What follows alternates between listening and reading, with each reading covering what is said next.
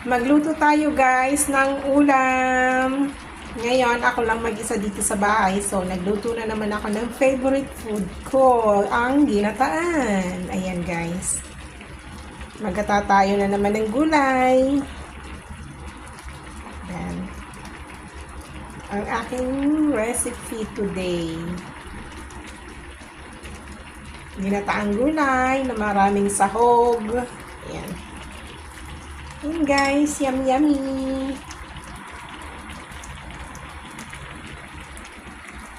Ayan. Wala munang diet ngayon.